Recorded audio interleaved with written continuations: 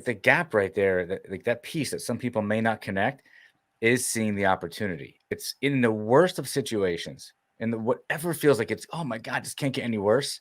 Mm-hmm. In that moment, yes, that's how your one might perceive the situation, but you're choosing.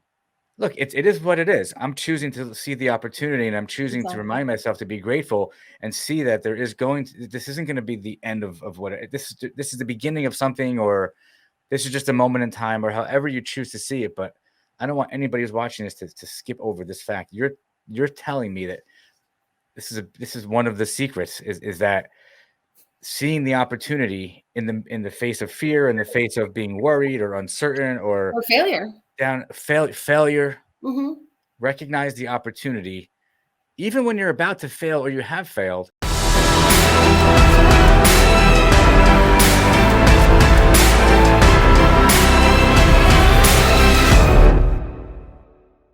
All right, everybody, welcome back. Another amazing guest. Today's guest is Olga Abinader, and as she made it clear to me, Abinader is like Terminator. And I think when we hear her story, you're going to realize that this is a woman who has an amazing level of like perseverance, and I think she has to have just so much dedication and persistence to do what you're going to hear she did as she tells her story. So, Olga, welcome to the show. Thank you for having me. To me, it's a privilege. For me, I love to have the opportunity to speak to people whose stories are like captivating and they're like inspiring, and um, looking at what you like, looking at your current day, sort of bio and talking with you. It's easy to see where you are, but like anything else, it's always easy to say, "Oh, wow, like look where somebody is now," but it doesn't tell you in my case, 25 years it took to get there, or in your case, however many years. I don't want to be presumptuous with your age. But Thank you. you put a lot of time in, and that's the story we're going to hear. And it Yes. does take hard work and dedication and perseverance, and you have succeeded. And so for me, it's a privilege to hear your story. Thank you so much for this opportunity. It's really a pleasure to be here today. Take us. So let's just jump right into you as a young woman Sure. coming to the U.S. and kind of beginning that journey, which I still think the American dream is something real. I think that I do too, anybody. 100%. So tell me that journey. When did you come to the U.S. and then just kind of start from there? Absolutely. So I was very young. We are a family of five: my father, my mother, my sister, myself, and my youngest brother. And this was in 1990. I'm from the Dominican Republic. I was born and raised there at a young age. So my parents, who both of them luckily are educated, they were able to get their college degrees. They had established careers for themselves in the Dominican Republic. They found that the job opportunities and career success prospects there, not just for themselves, but like kind of looking ahead to the future of their children, including myself, it was a bit iffy. There were some challenges that they were foreseeing. There were economic turmoil in the Dominican Republic at the time. So one of the things that they really sat down with myself and my youngest sister at the time and said was, you know, we have it great here. We have our family. We have a home. We have a great network. But we think that in America, you can actually achieve more. There's so many opportunities there that are going to be available to you, our children, that aren't available to us right now. So I really admire this about my family. They made the decision to really give up everything that they knew, everything that they had in terms of their network, and everything that was home and comfort to them, just to give us a chance as children to achieve the American dream in the United States. And I firmly believe that the American dream is still very much real, because I'm a living testament to the fact that it can happen for us. So, just going back to what my parents decided, they thought that we already had some family in the Boston area, and they thought that giving us the opportunity to have a fresh start and pursue education in the United States is really what was best for us. So they gave everything up. We packed our bags, and my mom came first, and then my father, myself, and my siblings came second. So we were split up for a little bit, but eventually we made it to the United States. I remember coming to JFK Airport for the first time with my father, and I was just so impressed with everything. Everything was so large and I love that you came to JFK and you were JFK. impressed. Just Yeah. okay. Mhm. Everything was Right. so impressive to me. And I remember telling my father in Spanish at the time, like, Dad, wow, I don't know how I'm going to succeed in this country. I don't speak English. I don't even want to go to school here. How old were you at this point? You were a little I kid. was 7. Yeah. Oh my God. I Okay. was 7 years old, and he Okay. told me, Olga, you're going to embark on this American dream. We sacrifice everything for you and for your siblings. So you're going to learn to speak English. You're going to succeed here, and we brought you here for that purpose. So we're going to make this happen. And you were 7 and you remember that conversation still? I still remember that conversation because to this day he reminds me of it. Is it possible that you remember how you felt at that moment? Like, do I you was remember scared. anything? You remember being scared? I was scared. I felt a tremendous sense of excitement, but also a sense of loss. I recognized at a very young age how important home is, family, and that support system. And I remember feeling like, wow, this is new, this is different, and this is not what I'm used to. It's So interesting that you yeah. described feeling scared and excited at the same time Mhm. because and you Mhm. probably know this, but it's the same chemical reaction in your body. Like, feeling Exactly. scared and feeling excited, it's just a matter of how you're perceiving the moment, right? It's interesting. You Exactly. felt both. Exactly. And Yeah. there was this energy that just came with that kind of adrenaline of knowing that you were about to embark on something new that really felt very, very much like everything was going to be okay, but it was going to take effort and it was going to take getting up and trying something new. And for me, learning that lesson at 7 years old was something that really shaped everything that I did afterward in my life, in my career, in my academic journey. I mean, just knowing that I was going to have to take risks, much like my father and my mother did, and, take those chances, make mistakes, but stand up again. I mean, that was something I learned at age 7 because it was something that I had to learn in many ways to really just keep going, if that You makes bring out sense. something so important. Hmm. So if we dive a little bit deeper into this, you didn't say it this way, but this is what I heard. You left your mom left her comfort zone. You guys left your comfort zone, Hmm. but we know that in order for any growth to happen, for anything to actually happen, you have to leave your comfort zone and face Exactly. the fears and face the uncertainty and face the unknown.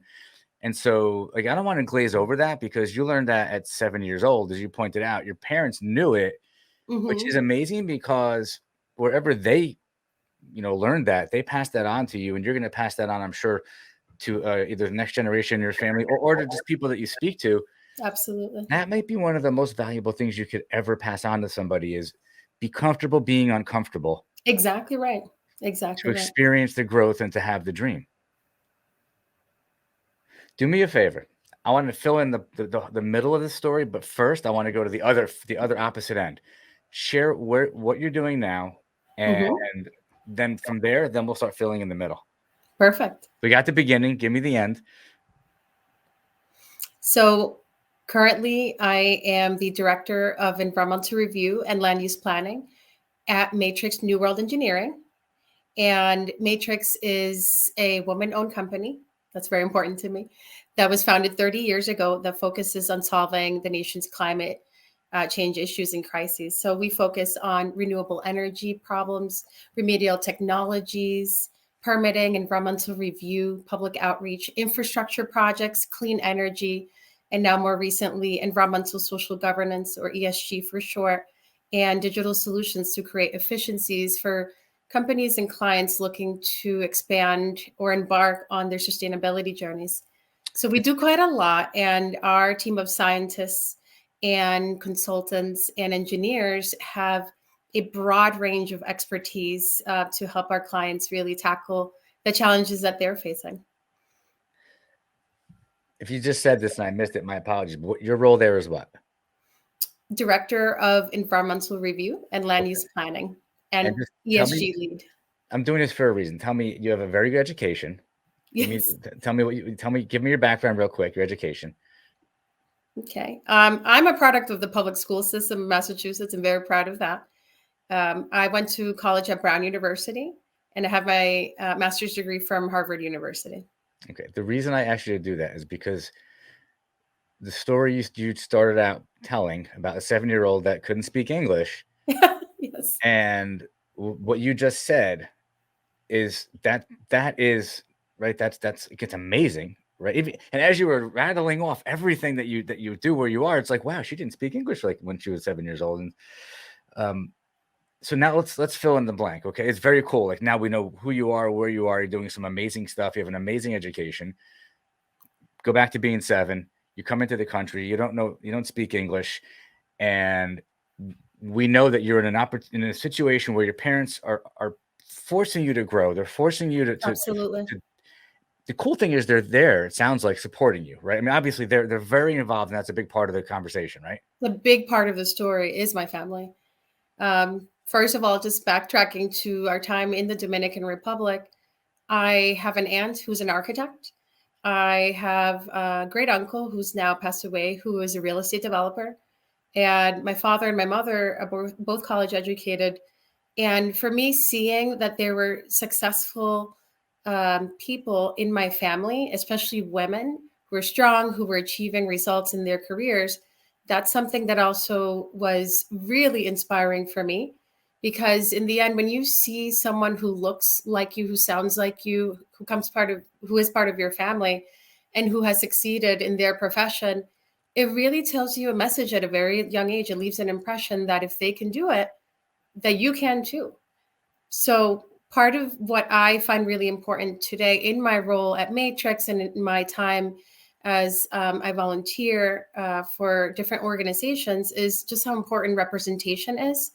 So, knowing that someone who looks like you, comes from a similar background, sounds like you, maybe doesn't speak English as a first language, that if they're achieving success, if they're making strides in their career, then hey, I can do that too. So that was a big part of my upbringing and my story, and I have my family to thank for that. You know what's interesting? As you're saying that, you have a very quiet confidence, which Thank is you. exactly what you would expect to come out of what you just said. It's not something you can't teach somebody to be confident, but somebody can become confident through having the right role models, the right environment, Hmm. and that consistency, and that's what you're talking about. I mean, unfortunately, many people aren't blessed with that background, the family and the Of good. course. Even though you may not have had the best situation, you didn't have the worst situation, but in whichever way it was, you just shared that you had a good support system and good role models, and I don't want to overlook that Absolutely. because it's really important. Absolutely. Without my role models and without my family being there as my network and support system, I don't know where I would be today. I mean, they were seriously focused on making sure that I had everything that I needed in order to pursue higher education, go to a great college, and in many ways, make sure that as I was moving ahead in my journey, professionally and academically, that I wasn't alone, and that no matter what happened, they would be there for me. So that gave me a tremendous amount of strength, and it helped me in times where things weren't going so well, and I felt that things were challenging, and I was trying to succeed. I mean, it's not always an easy path for anyone, myself Right. included. So there were moments where I felt like, wow, am I going to be able to get into college? Am I going to be able to really succeed academically once I was admitted to college? I mean, these are all questions that a lot of us grapple with, but it kept coming back to the support system that my family provided me, and the fact that they had, again, sacrificed so much, left everything behind, and come to the United States for myself and my siblings. I felt also a responsibility for not letting them down and never giving up. And that really carried me through the hardest and most challenging moments, both academically and career wise. My family came here for a reason, and I'm going to make them proud. And if I fail, I'm going to get up again, and I'm going to try the next day. And that's stuck with me for a really long time. There's something there that I can relate to what you're saying in certain ways. So I think I know what your answer might be to this, but there's something that we should uncover there. There's something that's underneath that. You have obstacles, you have challenges, you have these things you're facing, and then you have this mindset that's pushing you through, and Hmm. that did help you overcome these things. But in those moments, how do you keep that mindset from Hmm. going in the wrong direction? Wow, that's a very interesting question. I don't think anyone's ever asked me that. Show's over. So, Well, it's but no, that's the I'm key right thinking there, that right? That's like a secret in a way. It's like there's no it's almost as if option. you're always positive, but There's that's not no other alternative. There is no other alternative. There's no option to sit down and say, "Poor me. I didn't succeed at this oh my god. specific thing." You didn't There's see no yourself other as a option. victim. You don't see yourself you never saw yourself as a victim. Never. And that's what you just said to me. There's Mhm. when you don't see yourself as a victim, there is no option. You're not a victim, you're the opposite of that. You're somebody who's just gonna figure it out.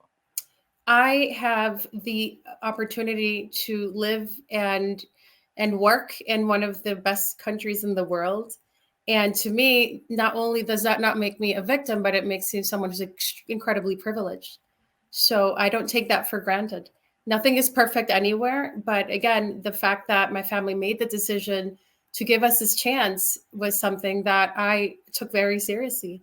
So the victim word is not something that's in my vocabulary, and of course not everyone is in the same circumstance as me. I do recognize all of the privilege that I had growing up, but my goal is to keep that positive mindset no matter what's going on in life, and make sure that I also pass that forward and pass that onward. If something didn't work out so well, onward, let's move on to the next thing, or let's try this other alternative. And with enough perseverance and fearlessness and the ability to just say, we're going to keep going, it'll work out. That's been my experience, at least. There were times, I'm sure so many times, where you had to stop and think about that though. It's some things get really difficult. Right. And that is like that's the gap right there, that like that piece that some people may not connect is seeing the opportunity. It's in the worst of situations, in the whatever feels like it's, oh my God, this can't get any worse. Mm-hmm. In that moment, yes, that's how you're one might perceive the situation, but you're choosing. Look, it is what it is. I'm choosing to see the opportunity, and I'm choosing to Exactly. remind myself to be grateful and see that there is going to, this isn't going to be the end of what this is the beginning of something, or this is just a moment in time, or however you choose to see it. But I don't want anybody who's watching this to skip over this fact. You're telling me that this is one of the secrets is that seeing the opportunity in the face of fear, in the face of being worried or uncertain or Or failure. failure, Mm-hmm. recognize the opportunity even when you're about to fail or you have failed. Mm-hmm. That is the biggest opportunity. The opportunity that I see is growth. That's right. I think for me, one of the scariest things I've ever seen happen is that, someone, myself included in the past, you become complacent. Everything is great in the status quo. I'm not going to Wow. change it. I'm not going to take that next step. I'm not going to, take that opportunity because I don't think it's going to work out. To me, that's something I fear, that complacency. But if you have the opportunity to jump on the next challenge and you're growing and you're learning, even if you fail the first time, even if you fail the first 10 times or 100 times, to me, that is progress. The fact that you're learning, the fact that you're challenging yourself, the fact that you're, moving on to the next level, to me, that is a blessing. It's an opportunity. I love shows like this because every single thing you're saying is like gold. Oh, really? Everything. Thank you. Really, it's like the whole entire like secret to success formula. Like in so far, it's in the first 20 minutes. Wow. I'm telling it's you know what, and I find that it's I was born here, but I find that I oftentimes can relate to people who had struggles in their life. Mhm. I'm not going to tell you my story, but my story is very interesting in terms of having nothing, having adversity, having really one of the worst situations you have. It's always worse, but then figuring it out. And Right. everything you're describing is exactly the way that I operate and I think. And so it for me, it's always a good reminder that well, it's not even a reminder. I hear this a similar story from people who are successful, whether they came to the country and had to go through your story, or they started out in a dysfunctional bad situation, or whatever their adversity was. It's always the same: persistence, dedication, hard work, consistency. You just said something fantastic. Don't be complacent. Hmm. Stay positive. See the opportunities. Yes, I'm taking notes Right. on what you're saying. Wow. Thank you. And Yeah. those are all key ingredients, every one of them. And you don't have to have them all, but when you put those all together, Hmm. you're looking at this. I'm looking at where's the camera? You're looking at success right there. That's what the key ingredients get you. And There's a so tremendous power that comes with that. do you That think that those fearless. things can be learned if you don't come from a situation that's got a lot of adversity? Yes, I think so. I think having an open mind, expanding your network of friends, making sure that you're connecting with people who are interesting, who may not have that same background as you. I think that's very, very important. These are skill sets and traits that can certainly be learned. It's just a matter of seeing what's around you.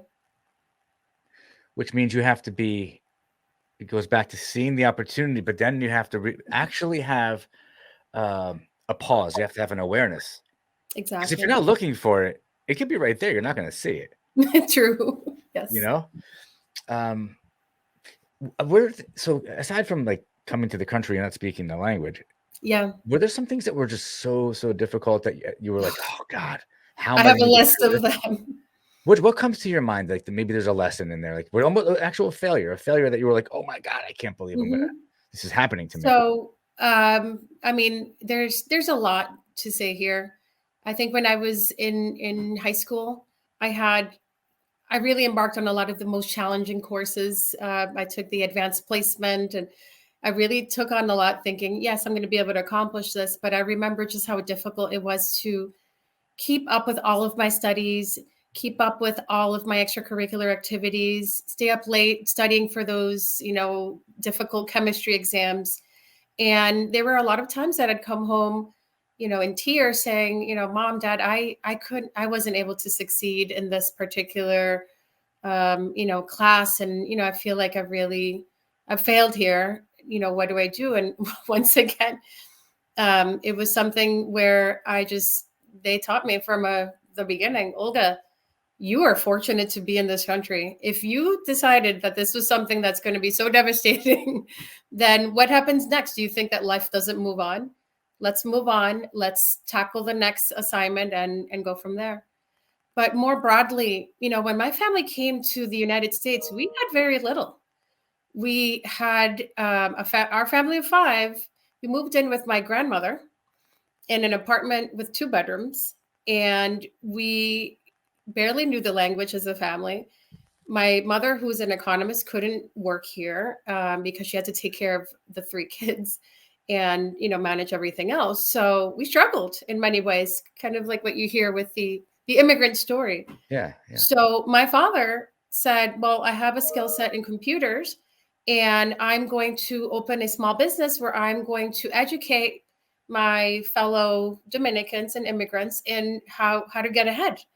So once again, it's that same storyline of taking that risk and saying, look, we have nothing to lose.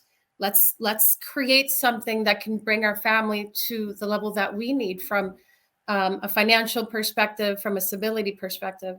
And through the help of my father's ingenuity in opening his first small business, he had many others after that. And my mother just keeping us going and saying, look, we came here for a reason. We have no other option. That was huge. Um, so that's again something that's really ingrained in my mind. And I think also my family and my grandmother for giving us the the home that we had. I mean, we it was very small, but we made it work. And in fact, it was our collective family that really pushed me and believed in me. Wow, there's so many lessons there.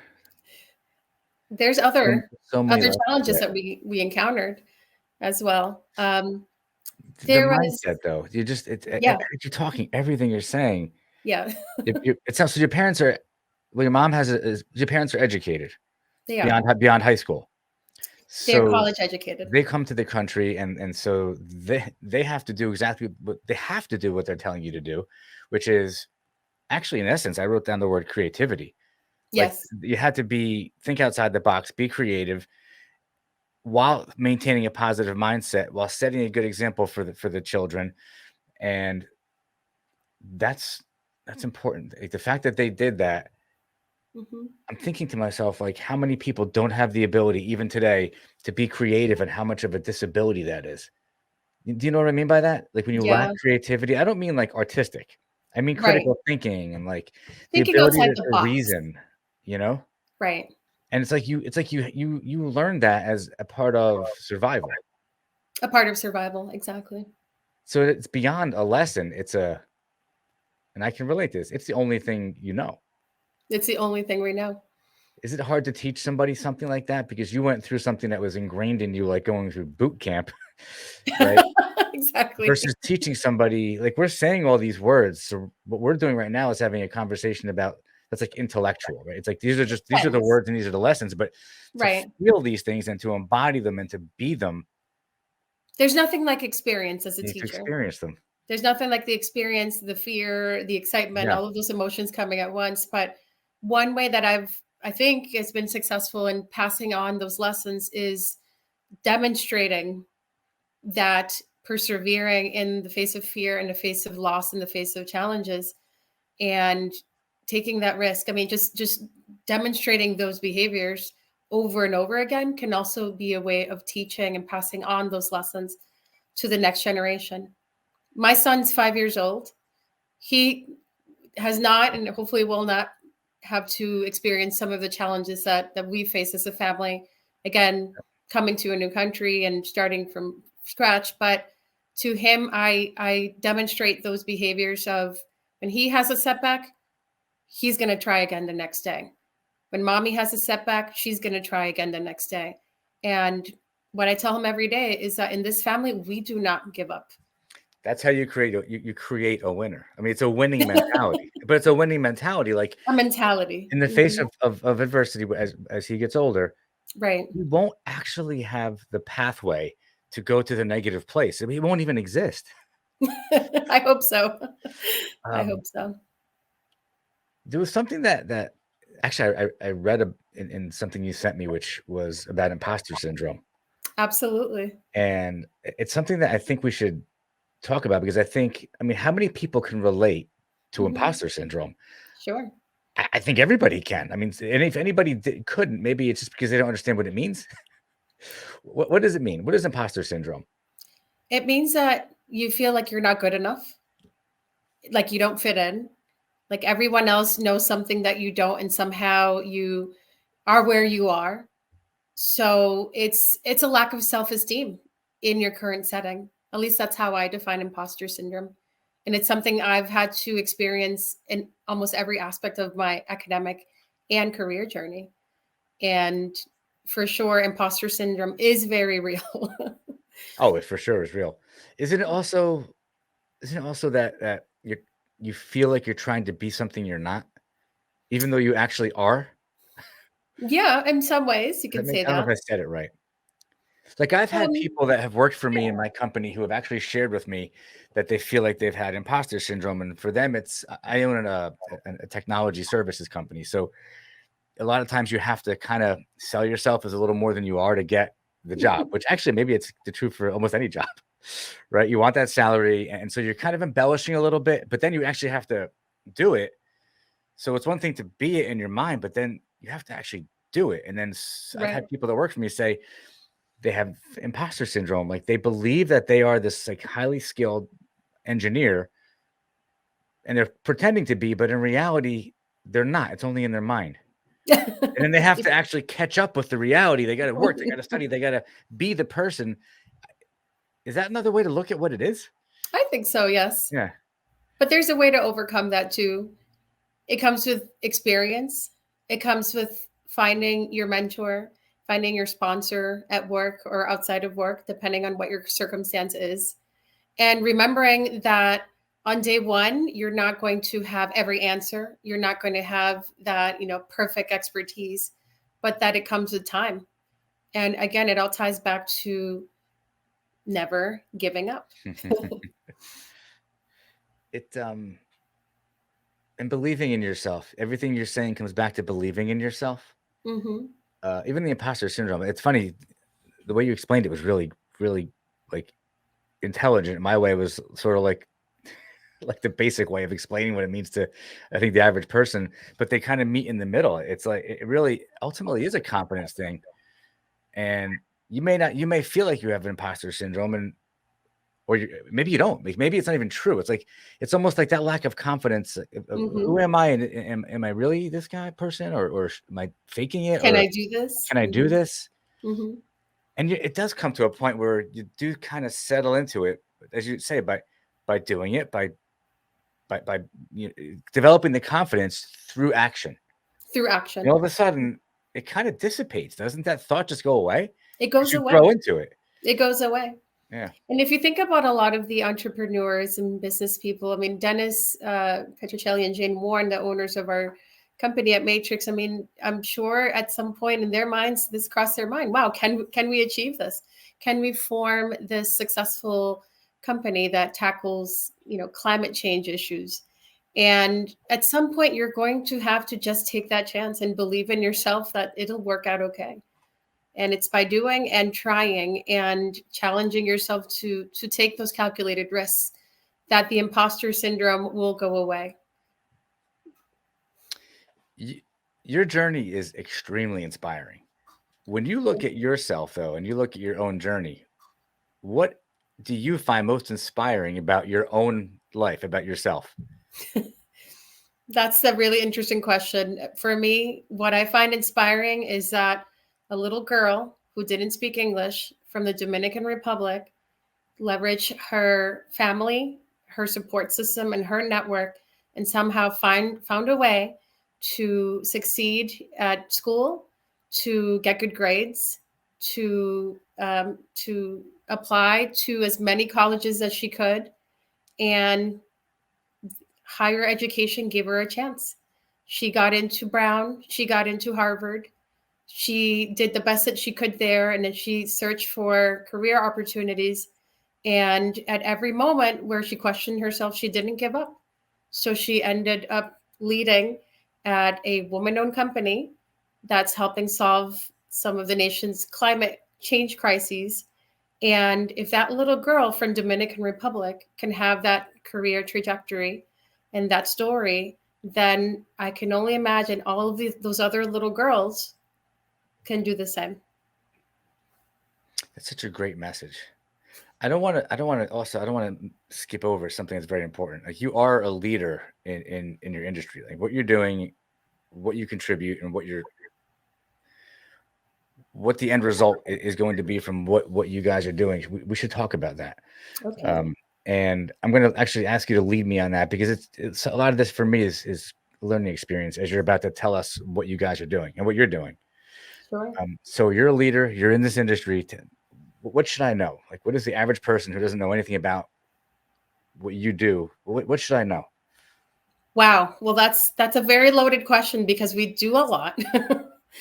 So, in terms of what we do at Matrix and what my career has been built on, it's sustainability, it's climate change, it's resiliency, it's finding solutions so that the world that we live in, the environment that we're living in, is preserved and protected for the next generation.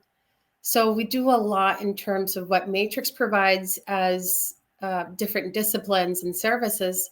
We're an engineering company, we're a consulting company. We have scientists who work on treating, contaminated soil, for example, and groundwater and surface water. So we do a lot. In terms of where I see myself as a leader, though, it's not just in the disciplines and the technical aspects of what we do at Matrix, but I like to lead in a way that's called servant leadership. And that is, again, leading through example and encouraging those who come after me at the company and in my volunteer settings and other organizations that I'm a part of, letting them know that I am here for them as a mentor, as someone who's been through their shoes, letting them know that if they have questions or they need someone to speak on their behalf so that their career can grow, that I'm here for them too. And again, it comes back to that responsibility that I felt as someone coming to the United States and needing to succeed, that it's not just about me, it's about that next generation. So if there's anything to celebrate of anyone who's at a manager level, a director level, a senior level at a company, it's their ability to multiply their success by bringing others up. Ooh, we just lost you for a sec. Oh, really? Yeah, it's okay. The only thing I just repeat that last sentence about upper management. It cut out. For upper management to Yeah. really be successful, and for I think, at least in my mindset, they really should make it a point to bring others who are a little bit earlier in their career up to their own level. There's a responsibility to pay it forward. Wow, that's interesting. That's really interesting. That's a very powerful belief for you to have. Does your company actually share that belief? Absolutely. And the reason that I joined the company was because they encourage growth, they encourage teamwork, collaboration, and certainly that type of mindset. That's really cool. I don't think it's so common in companies. Not It seems like always. that's a great thing if you're in the marketplace and you're interviewing an employer, that it's so important that the culture of the organization that you join matches the culture, your values. It matches your Definitely. values. And it's not Definitely. just about getting a job just to make money because we have to pay the bills. To go there every day with a purpose that's in Hmm. alignment, like with what the company's purpose is, and to have that, what are they like Mindset. it's called like a mastermind, like where you have the same mindset. Yes. It becomes more about less about the money and more about the purpose and the passion. It's about the passion for me, for sure. Yeah, And that's where I felt a real connection with Matrix and its leadership and its and the team that we're working with. They're incredibly talented at what they do. They're passionate, and they push you to be the same and to explore your entrepreneurial desires, which for me, that's been a big thing. Again, going back to that thinking outside of the box, that creativity professionally. So for me, Matrix is a fantastic place to work. And in fact, we are hiring if there's anyone out there who's interested in learning more about our company. And I'm just excited to see how the company continues to grow and help solve some of the problems that are facing us as a country from a climate change perspective, for sure. yeah, it's an important topic. We packed a lot in.